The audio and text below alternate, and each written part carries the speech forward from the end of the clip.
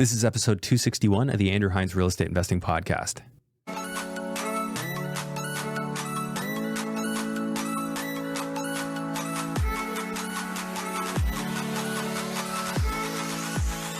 And now a word from our sponsor, Control and Compound. Infinite banking in under 60 seconds. We've all got to save our money somewhere, and we think that a high cash value life insurance policy is the perfect place to save it. Why? We're going to save our money inside this policy, and it's going to grow tax-free. Down the road, we're going to get hit with an emergency or an opportunity, maybe a chance to buy a business, real estate property, an income-producing asset, and instead of withdrawing from our savings account, we're going to leverage that asset. We're going to borrow the insurance company's money, and we're going to invest in that opportunity. Our money is still inside of that policy, compounding, uninterrupted, tax-free, and our money's outside in this investment opportunity. We're going to rinse and repeat, all while providing a death benefit for our families. Down the road, we're going to retire. Now we retire with a high cash value life insurance policy with a lot of cash. We're going to start taking those policy loans again, but this time we're never going to pay them back. When I say never, I mean we're going to pay them back with the death benefit when we die, and our families are going to get left with the rest completely tax-free. For more information, visit www.controlandcompound.com/Andrew Hines. Welcome back to the show. Today I have David Atwell back on from a couple of years ago. He appeared on the show with Mark Gano, his business partner, and they were talking about investing in hotels in Quebec. So Quebec City, Montreal. It was a really interesting story, and the value add play they have there is just absolutely awesome. So I always love diving into it with David. I see him quite a bit here at the office because he does some business with Jacob Campanera, who I host REI Hot Seat with. So I see him around. We talk business quite often. And today we just dove into it, got into his story, how he got into all this, the leap of faith that it took to go from being a multifamily investor in Ontario to a hotel investor in Quebec City and Montreal, where he was doing value add plays and hotel automation. So just automating these hotels so you don't need a concierge, you don't need somebody there to greet you. Really cool business model.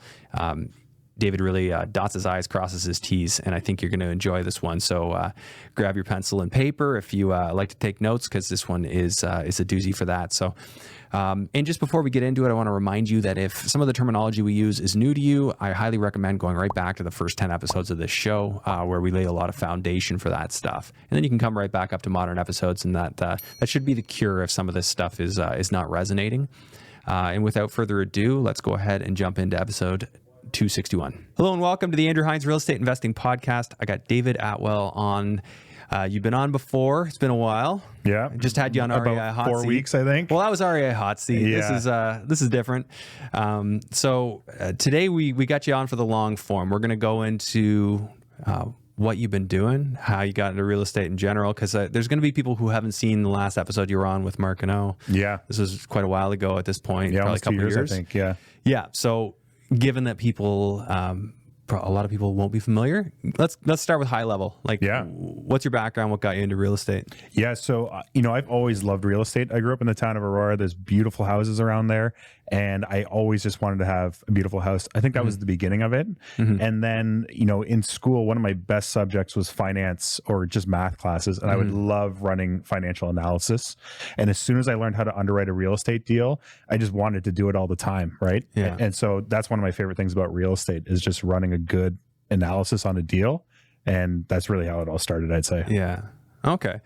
So what did you take in school?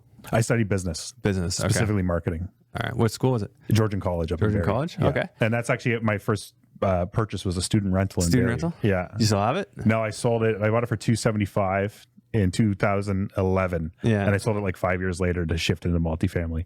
I mean, the reason I sold it is because the equity was stuck, right? Like banks don't love financing. They don't love those. Right. So you need an angle with those. Yeah. And that's when I started learning about CMHC financing. It's like, okay, I'll get rid of the student rentals and get into multifamily. Okay. So got into the analysis, and then like you've done some bigger stuff. And like getting into, like, you've done hospitality units, you guys have bought like big buildings and turned them into automated hotels essentially. Yeah.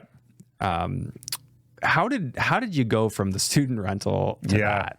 I mean, that was a natural progression because, when I had my first two properties, there were student rentals, I bought a condo, and then I quickly learned that there's a dead end in financing, right? And you can only qualify for whatever your line 150 or your line 101 will allow. That's when I switched into multifamily.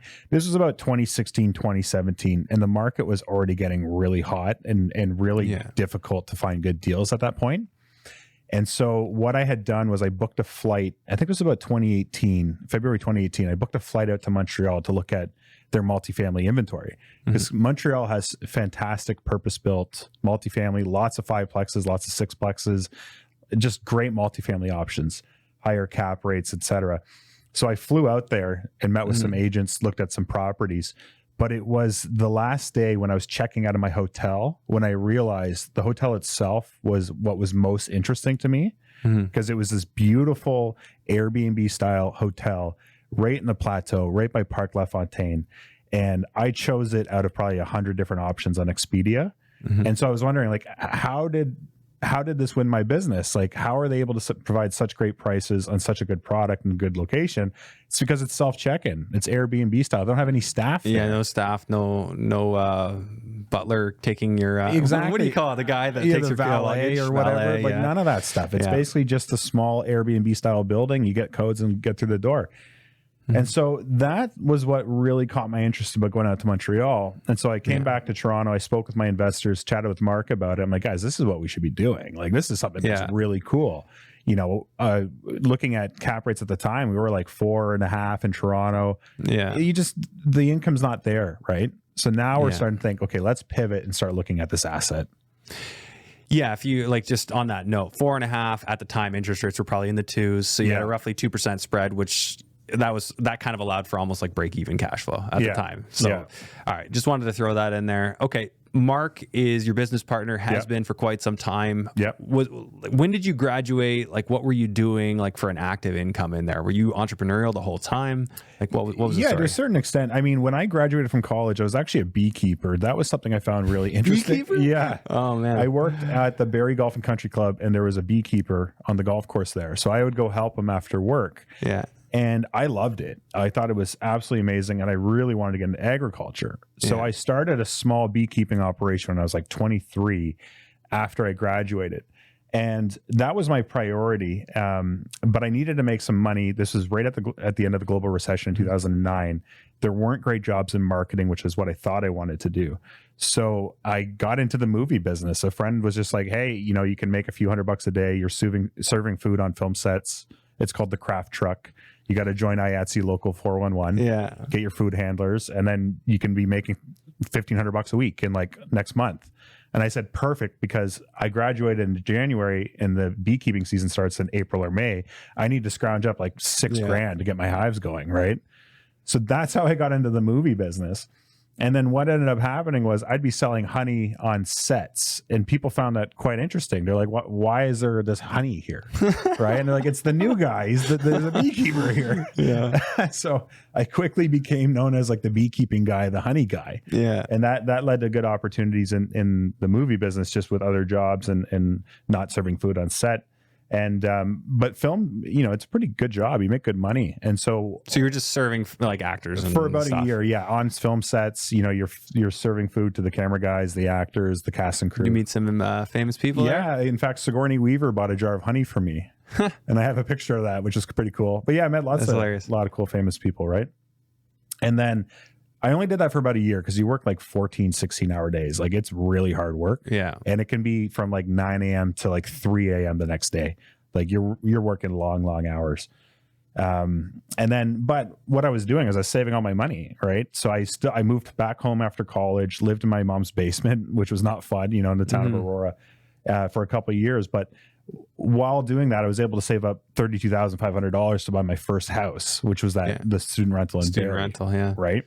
And so with that, working in film, being a beekeeper, selling honey, and having real estate, people started reaching out to me eventually to invest with me. And that's why I called the company Honey Tree, because investing in real estate is like growing a money tree. You have to plant the seeds, you have to take care of that tree. But if you nurture it over time, it will create ongoing cash. And how were these people that found you? So you bought the student rental, like, Who are the people reaching out to you wanting to invest? These are my colleagues. My first investors were my bosses in the movie business. So people who worked within the movie business knew what you were doing at that time? Yeah. Like you stayed in touch with them, but weren't you doing the movies before you did that? No, this is all overlap. Overlap, Real okay. estate was my side hustle for like 7 years, I'd say. So you just got talking, oh yeah, I invest in real estate. And that's how it happens. That is how it happens. What did you buy this weekend? It's like, oh, I got a student rental, this, that, or whatever, right? People loved, like that was the day. People loved talking about it. Oh, I feel like they don't like it as much. Oh yeah. It's the casual conversations. It's changed. Well, so many people got burned, right? Yeah. You don't really hear like, oh, we were thinking about buying our first rental. I still hear it, just not like I used to. It was like more like the unsuspecting. It'd be like at a family dinner, somebody might talk about it. Exactly. Yeah. It's definitely slowed down quite a bit. A little bit. Yeah. And maybe it'll have its renaissance. I mean, eventually it will, but we're in the thick of it. We are. Absolutely. Yeah. Okay. So that's interesting. That's how you got your name. I always wondered about that. I'm like, why Honey Tree? Yeah. It's just going back to the bees. Okay. So this was like what, 2013, 2014, you were starting to bring in partners? No, it was actually a bit later. It was about 2016. Sorry. Okay. Yeah. I bought my your first student 10 rental plex. was bought when? 2011. 2011. Okay. So I bought 2011. I bought my first one. The second was 2013. And then I bought my condo 2015. And again, that was all just re-leveraging equity, like just increasing that value, pulling the money out and buying it again. Sort of like a burr, but you didn't really just time. I didn't have to do anything. It was just passive, right? Yeah. That same leverage leapfrog. Exactly. That same $32,500. Like I used it over and over and over again. Yeah, kept pulling it out. Yeah, and just keep rolling it probably, forward, right? Yeah. Yeah. Okay, so then you got into Maltese by 2016, you said? Yeah. And then at that point, is that when Honey Tree started, or that was even before that? It was about 2016, 2017. It was like, okay, so this is my first joint venture. I brought in about $800,000 with investors, including some of my own money. And it's like, okay, this is going to be my side hustle, because film was never the dream. It turned into a great job, but I'm not a film guy at all. Right. Yeah. So, and I've always wanted to be in real estate. And so that was the time to shift. And it's like, well, what do we call the company, or what do I call the company? And it just made most sense. I was known for being the beekeeping guy and the money guy, because I ended up working as an accountant in the movie business for about like 8 years. Accountant? Yeah. After the craft truck. So after you did food, you were an accountant. Yeah. So I got into the construction department, and then it was basically like glorified bookkeeping, if I'm honest. Yeah. I set up really cool tracking systems using Microsoft Excel, automating like the bookkeeping and accounting process, and creating some pretty impressive reports. Because like the biggest film I worked on was Pixels. It was about a $6 million construction budget. And money's moving fast. Like you have 100 crew members working, at least 150 crew members. You're purchase ordering hundreds of thousands of dollars a day. The producers need to know where that money has gone. And so it'd be my job to collect all the purchase orders and money being spent and create a detailed, accurate report that then the construction coordinator can make decisions based on. Same with the art director and same with the producers. So, and did you find, like, I guess you kind of nerd out on spreadsheets? Oh, I love it. Yeah. That's your thing, right? Yeah, Excel. I used to love doing that. Yeah, for sure. I don't know. Once I got too busy with other things, though, it like kind of became tedious. But yeah, it is fun. Building a nice spreadsheet's fun. For sure. I mean, when I was young, my grandma, actually, of all people, taught me how to compound interest. It was my mom and my grandma. Yeah. So they would show me, it's like, okay, if you save $1,000 a year and you invest it at 8%, this is what it turns into. Well, as soon as you learn how to compound interest on Excel, it's so tempting to make like, okay, what if I get 20% a year? Yeah, what if? And what if I have $100,000 a year and somehow I'm a billionaire by the time I'm 50? Yeah. Right. So, I mean, and then I started looking at it. It's like, okay, well, where do you get 20%? And then, learning how to analyze real estate. It's like, well, you can find 20% returns. Yeah. It's a little bit harder today, but you still can. Yeah. It's actually like they're private lending make that. Yeah, absolutely. There are, I mean, depending on the type of scenario you want to get into. Yeah. So yeah, it definitely can happen. The active side of things, I feel like you definitely can do it, but then, it's active. It's not the same as a passive investment. That's right. So we're in that kind of weird space where passive investing still hasn't made the sense it used to. Yeah. But we'll get there, I think. We're pretty close. We're getting, it's coming around. It depends on the asset, I guess, right? Yeah, I think the biggest and best thing like people could do still is, you find your area that you like and you find a way to get good at acquiring stuff at a great deal. Absolutely. However that might be. Yeah. Could be with a realtor, could be without. So you had talked to me about something you were eyeing up. We were gonna talk about a potential acquisition. Yeah. That you're looking at. So let's just give high level sort of what you do now. So we got the story about what you did, and then eventually in there you got your real estate license. Yep. And stopped working as a bookkeeper / accountant. Yep. And now you're just full time on your sort of real estate operation. Correct. Yep. Which is sort of overseeing the assets, your asset management at this point. Asset management, acquisitions, yeah, and then working with investors, bringing capital in. Okay, so those are the three things you're doing. And how are you getting paid and all that? Are you just cash flow off the properties? So equity? I have a fairly significant amount of capital invested in my own deals. Yeah. And those deals can generate upwards of 6% cash on cash. So even that coming in alone is helps. enough. It's enough to pay the bills and keep the lights on. Yeah. But then on top of that, I earn income as a realtor on acquisitions, and then management fees as well for managing the portfolio. Yeah, the asset management fee built into all that? Yep. Okay. And out of your portfolio now, like you guys have the REIT, which we're going to talk about. So have you moved some things over? How does that work? Like, what's your investor structure like? Is it just you and Markin, or do you guys have other equity partners in on these deals? Yeah. So right now we're in the process of rolling deals into the REIT because specifically the first hotel we bought is at completion. We're actually about to get the final appraisal, which we're really looking forward to as a proof of concept. Those will be rolled into the REIT. Right now we're structured, each property is a project level limited partnership. So we bring in the people and the capital required for that one deal and that one deal only. And you sell sort of units in that one deal. That's right. Yeah. Yeah. I do sometimes like clustering groups of properties together, specifically hotels, because while you're renovating one, the other two can be operating. And then you kind of just go around in a circle, and when hotel one's finished, you go to hotel two, and there's the income to support it. Yeah, which is part of the reason why we launched the REIT, was so that we could have this beautiful portfolio of great real estate, and then as we acquire stuff, it's contributing to that. So you're saying you just finished though your first hotel? Yeah, you have a handful, I know, right? Yeah. So when you say finished, like that, you've finished the complete transition into an automated hotel. So the as complete appraisals so about to come in. So yeah, that's right. So switching over to the digital concierge, we didn't even fully renovate the first one. We just painted it, redecorated, and we only added 5 kitchens out of 23 units. Yeah. And just doing that switch created enough value add on the NOI, which is about to be proven by the appraisal, to create a significant lift. So we'll just back this up. So you bought a 23 unit multifamily. No, it's a hotel. It was a hotel already? Yeah. Okay, so it was already a hotel. You didn't have to change much, just some paint.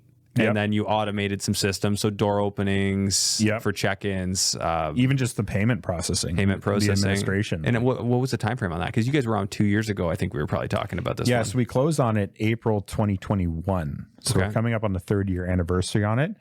And COVID, like Quebec was still locked down at that point. So we didn't have any income for like the first 3 months. You couldn't rent a room. We couldn't do anything, right? So that's when we're painting and redecorating. It was a bit of a gamble because like we're racing against the clock on interest with an unknown outcome with the pandemic, right? Like we didn't know when Quebec would open its doors again.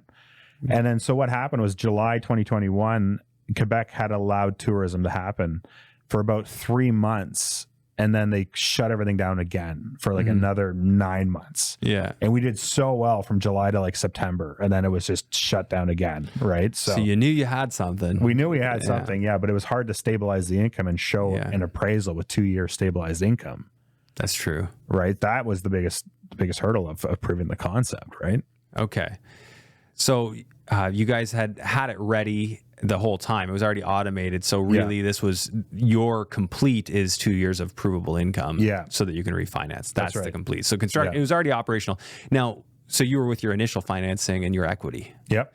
Now, is the goal with those to get your investors' money back? Absolutely. So part of your refi will be take out the existing mortgage, whatever it is, private or semi-private, plus the investors' money back as much as you can get. Yeah. Or all of it if you can. I don't think we're going to get quite all of it because the rates have gone up quite a bit. Yeah. It will be at least 50. Yeah. Ideally, I mean, hopefully 65 to 75% of the equity. Yeah. But either way, though, that the cash on cash at that point is going to be goes crazy. It goes crazy because based on the initial investment, they already got half of it. I'm sure you've run that number. What's the cash on cash? Absolutely. Yeah. Based on the equity that's remaining in the deal, it's quite significant, right? Yeah. Yeah, things get crazy once you can refi and pull your money out. As we know with the BRRRRs that we've covered on this show, like if you pull all your initial money back out, your return's infinite. There's nothing to do a return on. My only criticism to that is with multifamily specifically, like when you do a BRRRR and you pull all your money out, especially with MLI, you're only operating at a 1.1 debt service ratio. Yeah, it's very tight. It's very tight. You're walking on a tightrope, and if you're not operating perfectly, you will have negative cash flow. Yeah. And it is nice to have a building that has none of your money into it. Yeah. But if it's not creating cash flow, no, it needs to cash flow. It needs to cash flow, right? Yeah. So, and the other problem with that is you're not valuing, if you're figuring you're infinite, you're not valuing your time and effort into the deal, because that's massive, and a lot of people don't pay themselves out of their projects, right? Exactly. And if your cash flow at the end of the year is only 0.5% on what you initially invested, that's not very interesting. Yeah, even if it is infinite, because you got to think bigger. Like, I mean, as I've gotten older, like I want to see how it fits with the bigger picture. Like, how will this effort be scalable? Like, if I make this effort, can I do it over and over again? At what point will I, achieve, X goal? Exactly. And I think not enough people think about that. And the longer you do real estate investing, the more you do think about that stuff. Exactly. Like, do I really want to put my time into this? Yeah, because otherwise you're relying on a lot of speculation too. Yeah. Right? And then that's your outcome. I mean, okay, generally speaking, real estate always goes up in value, but you should want to have some sort of passive income coming out of that. In the long run, it does, but not in the short run. Like, it could be 10 years down. It's very possible. Exactly. Hope not. But so if that is the case, then if you didn't have cash flow and you're underwater, man, that's a bad trifecta. Yeah, absolutely. Depreciating, underwater, and no cash flow. Don't want to be there. Okay, so you're looking at another one. So you've got 4 hotels right now? Yeah, 3 Montreal, 1 Quebec City. Okay, and out of those, 1 will be at the refi stage now. Correct. What's the financing looking like for that? Did you find a lender that's interested institutionally? Yeah, so we're having that conversation now. It is institutional. I'm not going to say who it is yet. Okay. But they're speculating 65 loan to value. Okay. 7% interest approximately. Okay. Limited at a 1.4 debt coverage ratio. Oh, they really want to see it. Yeah. But you guys must be crushing. Like, when things are firing on all cylinders. Absolutely. And we'll run through some numbers just to kind of get an idea what that looks like. But yeah, we'll have no problem servicing that 1.4. Yeah. And still getting your 65%. Yeah, that's right. And still being able to pay a good cash flow, a good cash on cash. At which point, so your investors are going to be happy. Their cash on cash is obviously going up. Their actual cash is probably going up too, because it'll be cheaper. Or will it be cheaper? Because you're obviously going to be, your total loan amount is going to be going up quite a bit. Yeah. But your interest rate is probably going down. It is. Yeah. Like 5%. Yeah. So even with the amortization, is there still like a lower overall total debt service? Yeah, generally speaking, actually, it's pretty close. Pretty close. Okay, so really, it'll just be that their cash on cash is improving. They're not going to get that much more cash flow. But there's actually mortgage pay down happening each month. Mortgage pay down, that's huge. Yeah, we switched over to that on our camp. Yeah, it makes a massive difference. We're paying roughly the same, except now $6,000 a month in mortgage. Exactly. Principal is going down, and you probably got a good chunk of your initial investment back, or you fully exited all private capital. We weren't that lucky. We still have a lot of money. Reappraise it every year, right, and get that 2-year stabilized. Well, the big thing is, like, we don't have our financials from this year yet, but like our sales are up 75%. That's enormous. So it's gonna make a difference. Yeah, and then you just resubmit that back to the bank. So yeah, we're having a conversation actually today. Nice. Wait a minute, that should be on my calendar somewhere. I'm pretty sure the appointment's today sometime. And just going to take the call live. Yeah, I might share it with all our listeners. That's actually important. Okay, so yeah, I got to look up when that appointment is. But so there's an opportunity, right, to have that discussion each year. Hey, look where we're at. Okay, can we improve this? So let's talk about the one you're looking at. What are you looking at? How many units is it? And let's get into some estimated numbers. Okay, let's dive into that. So I'm not going to disclose what the address is, but if anybody knows the property, they're going to be able to figure out which one it is. So it is located in downtown Montreal. It's in the same area of our existing hotels, so that's going to be a big clue. The asking price was all the way up to $5.8 million. Okay. But it's not worth anywhere near that. It's going to come in at about $5 million as the purchase price. And it has 39 rooms plus 1 commercial. Okay. Now, the rooms are a bit smaller. On average, they're about 180 square feet. Okay. Our existing stuff's usually about 250 on average, so they are quite a bit smaller. What do you think? Like, is that going to affect your income significantly? It will, but the existing revenue on it, and I'll show you some pictures afterwards, and perhaps we can share some of the rooms with the audience. But when you see it, it's like horribly marketed. The rooms are terrible. It's just like a really rough looking hotel. And it's like, why on earth would you want to stay there? So you guys would basically paint it, make it look nice, stage It'd it be better. such a quick upgrade. Stage it better. Yeah. And then and we can dive into what that strategy looks like. But right now the current RevPAR on the property is $60 per unit. So 39 rooms times $60 times 365 days a year. Hang on. So equals 39.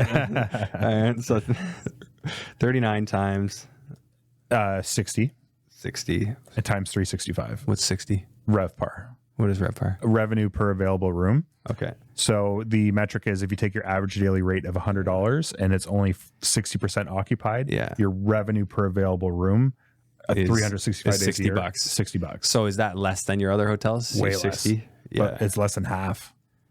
But that's your assumption. It could be better than that.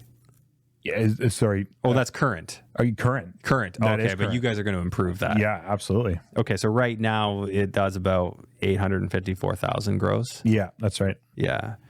So, and we'll sub that in here. I'm going to just put that into my spreadsheet here. But acquisition wise, $5 million, what are you going to have to pay to like buy the furniture, paint the place, get it all in shape? You said it's going to be quick. Yeah. So a month or two?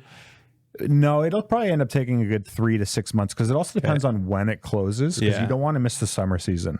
So even if you're operating it as is and it's junk, so you got to do the summer. You got to do the summer. Yeah. So what I usually when I go to negotiations, I'll say let's close November 1st because that's the worst month of the year.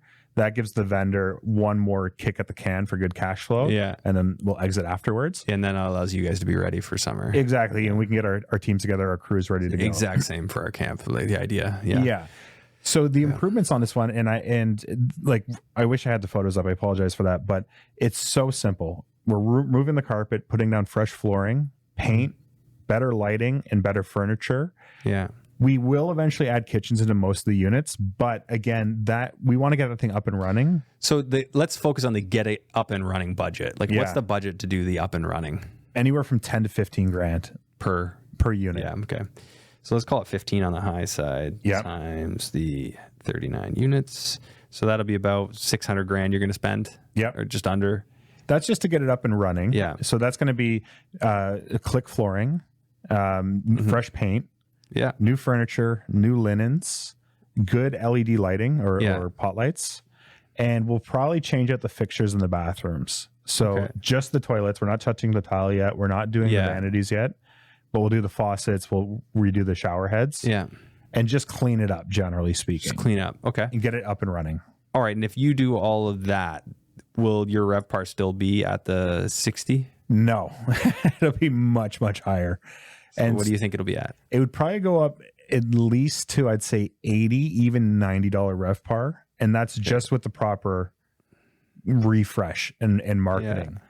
And mind you, we still have kitchens to add to units to bump that up even more. Yeah. So we're just talking about the initial. Yeah. Obviously, that's a room to expand it further. But I want to get an idea of what the cash flow looks like after you get it up and running. Yeah. So how would you break down the expenses there? Do you have like an expense ratio, like your operating expenses are going to be 40% or 50%? Yeah. So generally speaking, when you buy a hotel, it's coming in at 65% of revenue. Yeah. The biggest thing here is we're removing that staff. And I've mentioned this previously. Yeah. If you have someone working 24/7 at minimum wage, it's about $130,000 per year. Yeah. So we still have some staff. We'll be able to remove that to say, call it $40,000 a year in staffing requirements. Yeah. So we've saved $90,000 just from that on the 850. So just a little over 10%. Yeah. Just like that. We can get the ratio all the way down to about 55, we'll say, because we still outsource. So your expense ratio will be 55%. That's right. Yeah. Okay. So simple numbers. We're not going to get into every last granular detail this episode, but so 55% on 1.28 million. Yeah. So about $700,000 in operating expenses. That would include your insurance, your property taxes. Yep.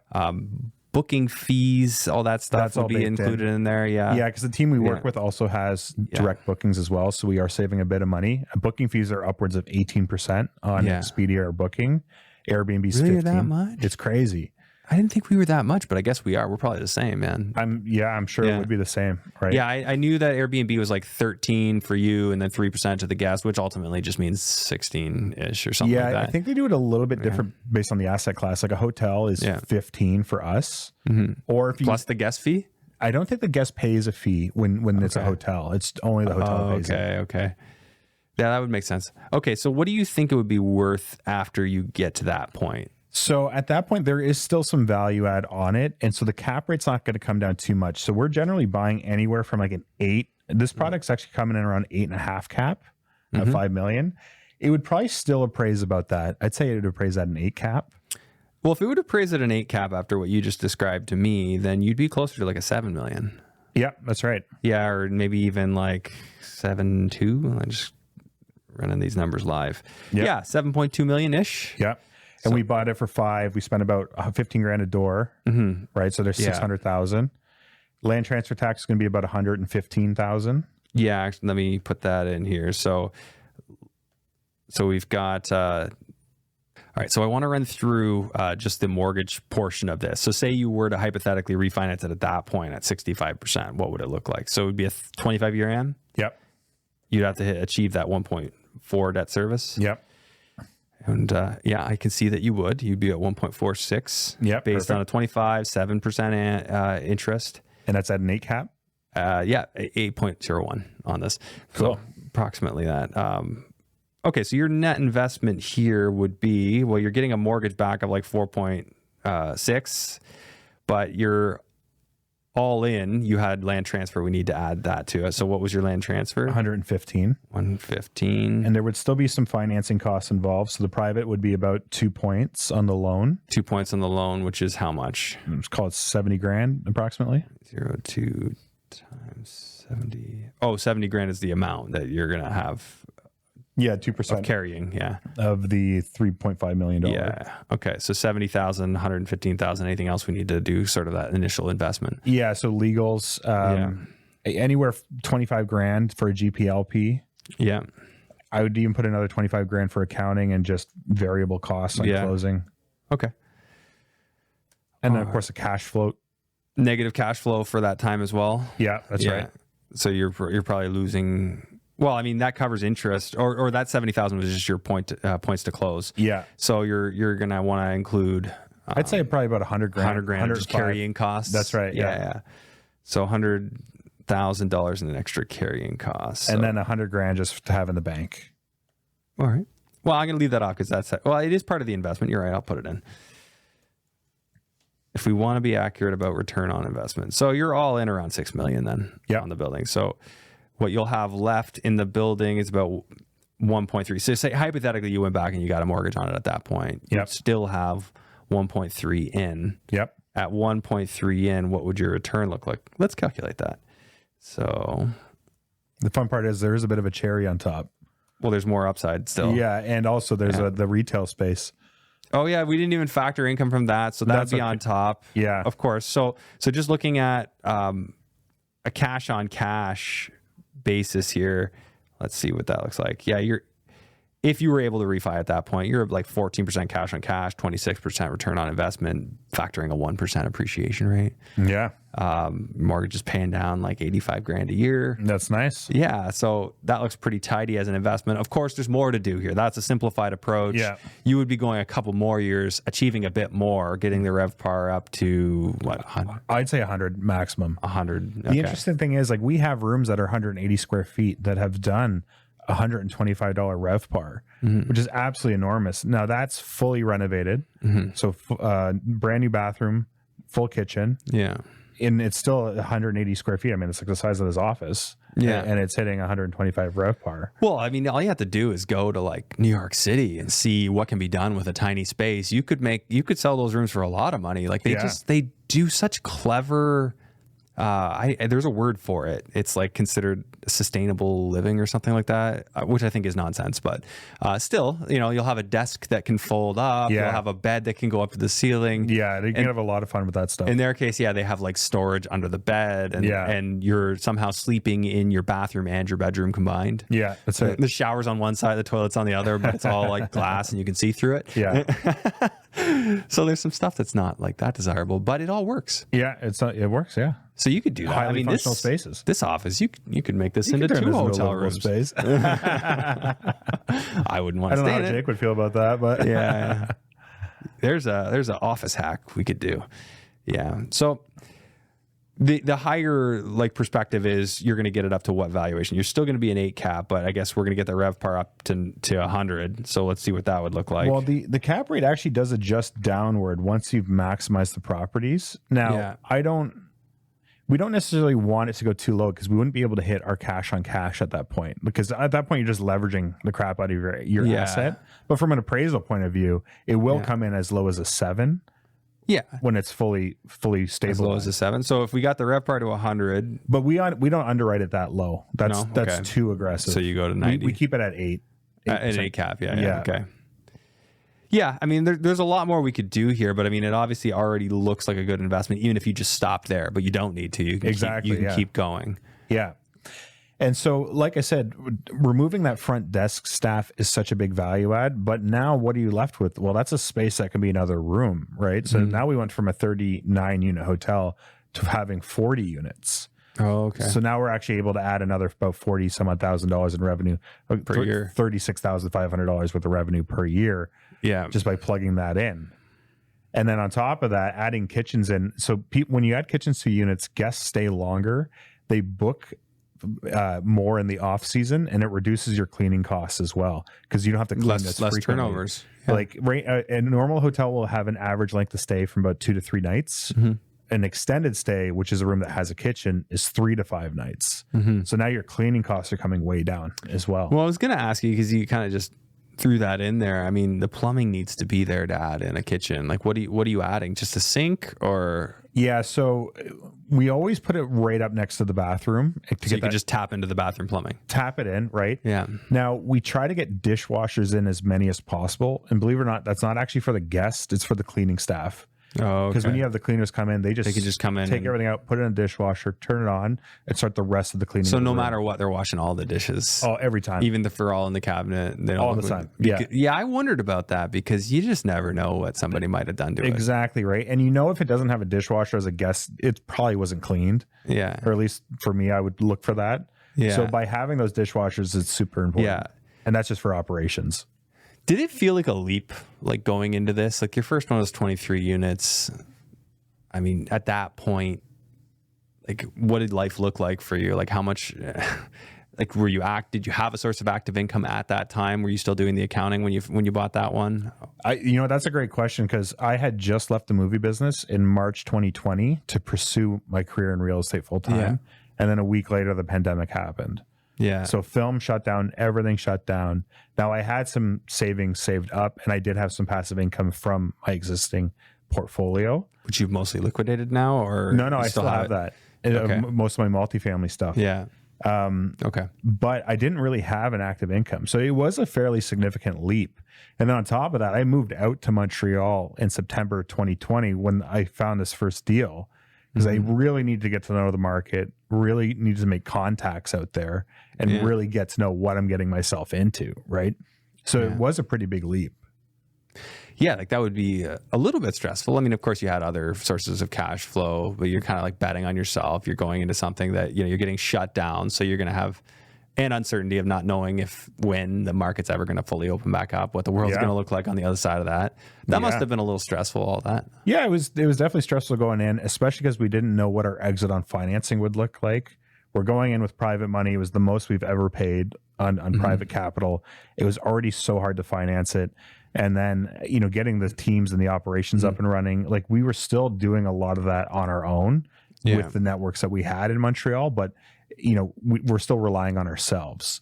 So it was definitely a big leap, and it was certainly a big risk to go out there. Right. Yeah. I mean, I'll say, and like you're not from there. Does Mark have any ties to there? And how did you guys meet? Through our property manager in Barrie.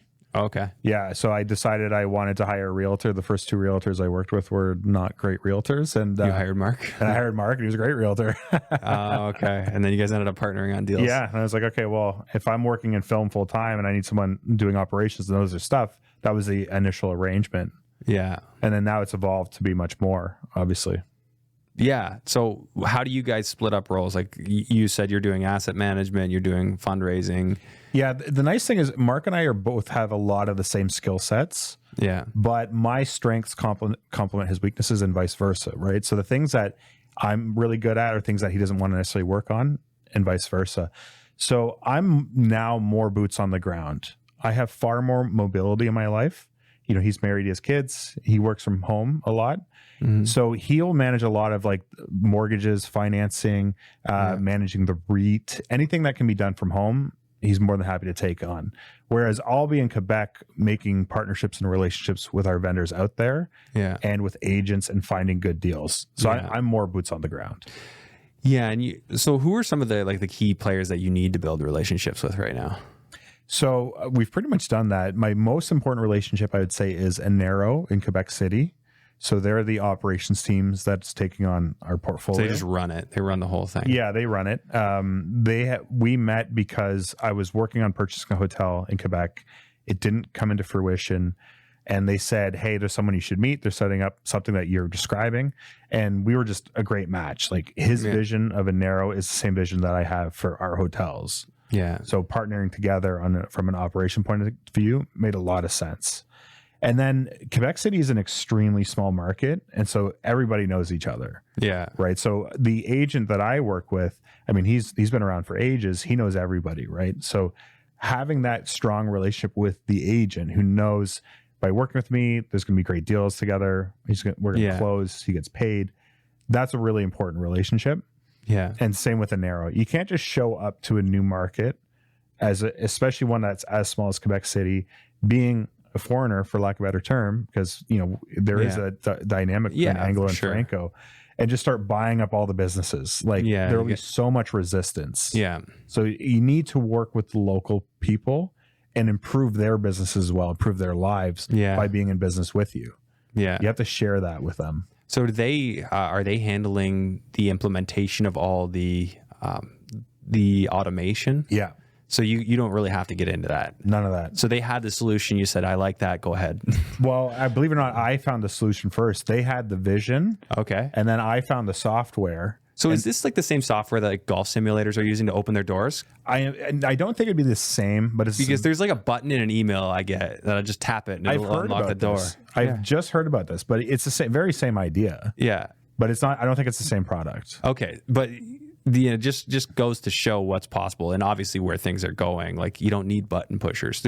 We've talked about this, like in high-end hospitality, you're always going to want your bellhop and you're going to want the what do they call it? The service, like the white glove service. Yeah. Room service. Yeah. But I was at the Royal York Fairmont the other day having coffee with a friend of mine, and I was thinking, like, how do they operate their business? They still have the front desk where you walk up. I would love to see that change where it's like when somebody walks through the door, the transaction's already happened. They know how to get to their room. Yeah. You don't need to trade credit cards and none of that needs to happen. They don't need to do that, but it'd still be great to have somebody help them with their luggage. For sure. But now you can have a face-to-face greeting and interaction where the person greeting the guest is actually taking their bags, going to the room, just being hospitable, right? Yeah. Instead of being administrative. Yeah, administrative you can get rid of for sure. Absolutely, right? Yeah, that's not going to be as necessary. There's a great hotel we're looking at buying in Quebec City, and it's like 4-star, proper hospitality. We wouldn't just strip out the staff. It doesn't make any sense. You have to have them there, but we would certainly automate the administration. So you could cut down on the salaries cost. Or you can just improve the product by having better experiences and face-to-face interactions. Which is just going to juice your revenue and make your guests happier and get more reviews. Yeah. Right. So there's definitely a lot of ways that AI and automation can improve that whole experience from the bottom end, which in my opinion has the most value add. Mm-hmm. But right up to the top, you can still make things more efficient and improve that experience. Yeah, I just find it fascinating, like the leap. I always try and find, like when somebody did something like this, like you had references, like meaning that you had experiences in your life that kind of led you to turn that into a smaller leap than it sounds. Yeah. Like doing multifamily and then switching to hotels, it's better than not having done multifamily first, because it's definitely related. Yeah, very related. But you hadn't done hospitality. None. Nor had I. Yeah. But I had some partners that had, So you had not even done like an Airbnb on your own. No. The closest thing I had to hospitality. So when I was young, my grandmother, she would give me for Christmas, she'd give me a little bit of money, and she would teach me to save my money and learn how to invest it. And she taught me about a Danish entrepreneur who saved a bunch of money and became one of Denmark's largest hotel owners. Oh yeah. That I didn't ever think in a million years that was going to sink and stick with me, because I never thought I wanted to get into hotels. It just progressed naturally. But I do think, learning that at a young age, it kind of became a bit of a goal. Yeah, and so just to be a thankfully, hotel owner. Yeah, and thankfully, my grandmother did get to see it. She lived to be 93. Okay. She did get to see the first acquisition. Nice. So that was a very nice moment for myself and her. See, I own a hotel. Yeah, see, you told me to do this when I was 8 years old, and almost 30 years later. That's awesome, man. But that's my only connection to hospitality. Yeah. The rest, it just came from being a real estate investor and being fed up with the actual market. Were you fed up with dealing with it, like the landlord tenant stuff? Because you're an Ontario investor, obviously you were dealing with that stuff. I was fed up with having to be overly optimistic on deals. Yeah, to make them work. Yeah. And so it's like, okay, I'm just fed up with Toronto. I'm fed up with the Golden Horseshoe. I started looking elsewhere, and the intention was to just get more multifamily. But then I finally made that shift and okay, well, we can do other asset classes. Mm-hmm. Like multifamily, sure, it's very good and very reliable, except for this moment, but there are other things out there. Yeah. I mean, aside from the landlord tenant board in Ontario and the price point of it, it still does work. Yeah, it does. Yeah. Yeah. So, and if you get it the right price, then you kind of pay yourself for dealing with all that. Exactly. Yeah. So that's the bigger challenge. What would you want to cover that we haven't covered yet today?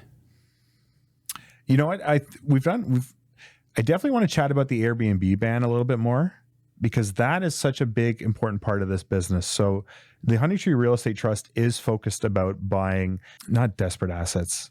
Distressed assets. Yeah. Thank you so much.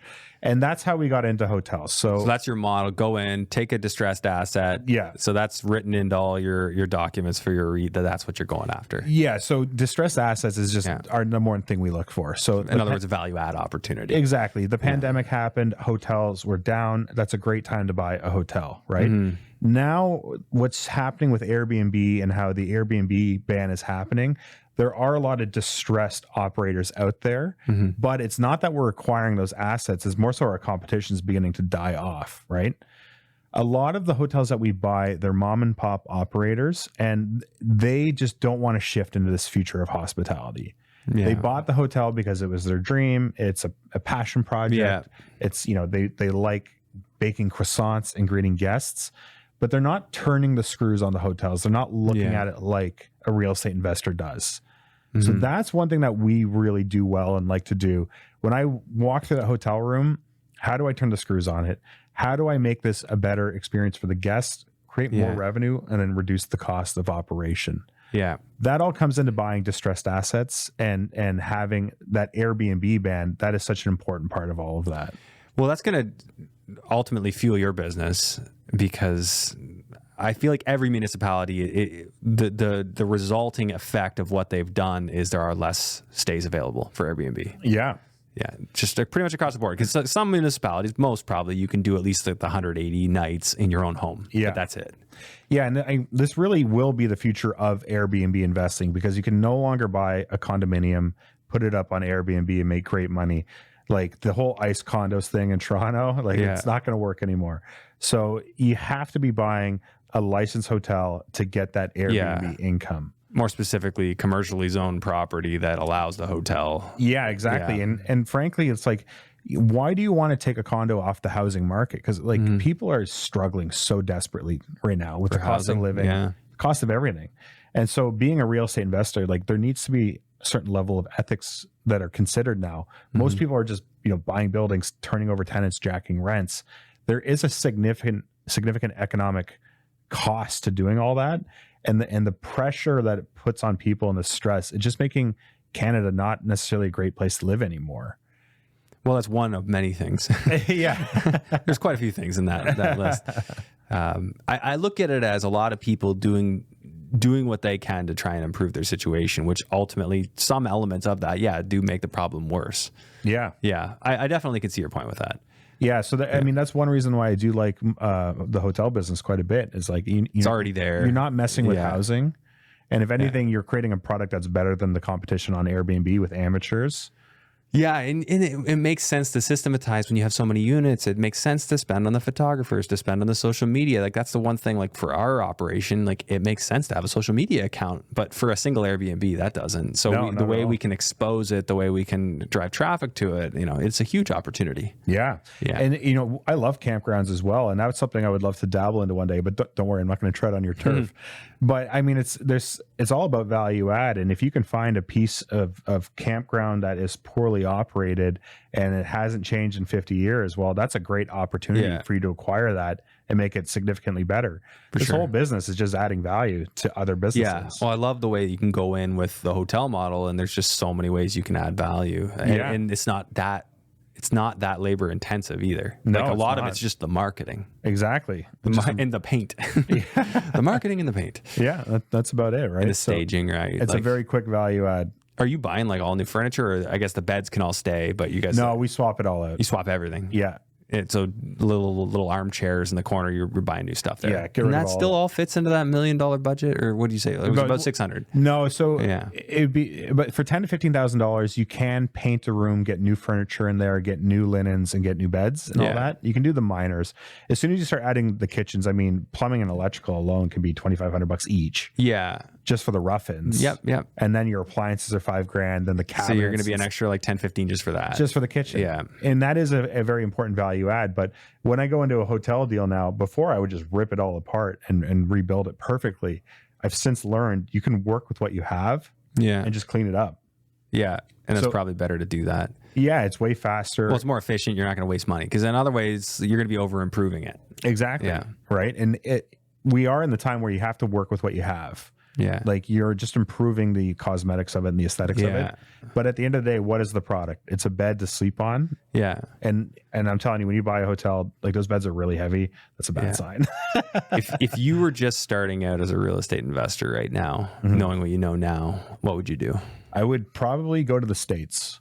Yeah. I would be looking at single family homes and multifamily in the States. I think Atlanta would be the market I'd look at first. I know Arizona was a fantastic one, but I think that's since peaked. Yeah. But, I would probably just abandon Southern Ontario residential real estate altogether. Yeah. And just go somewhere else. As so many are. Yeah. It doesn't make sense. And always make sure that you're sticking to your investment principles and using actual logic. I know so many people that speculated on condominiums. They were losing $1,000 a month with their negative carry because they put a 5% down payment. Rates went up and values fell. They're stuck. Yeah. There was absolutely no logic into that investment. Right. So that's the biggest thing. Always stick to your investment principles and use logic when you're buying. Yeah, for sure. Well said. Okay. So tell people where they find you. Yeah, so check us out at honeytreegrow.ca. We are on a couple EMDs, so atlas1.ca or parvisinvest.com. And you'll be able to check out the Honeytree Real Estate Trust there.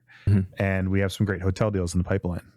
Yeah, it sounds really cool, man. It's a really interesting niche, and you guys are growing it in a fascinating way. So thank you so much. It's a pleasure to be here. It's nice. I see you very regularly. You're here all the time. So I'm sure we'll be doing more content together. Yeah. Looking forward to it. Appreciate it. Thank you so much. And now a word from our sponsor, Control and Compound. Here's how infinite banking works in under 60 seconds. You have to save your money somewhere. Well, we think the best place to save it is inside a cash value life insurance policy. You save some money in there, it grows tax-free for the rest of your life. Then an opportunity or emergency comes along. Let's say a few years down the road, you can buy a business, buy a property, buy an income-producing asset.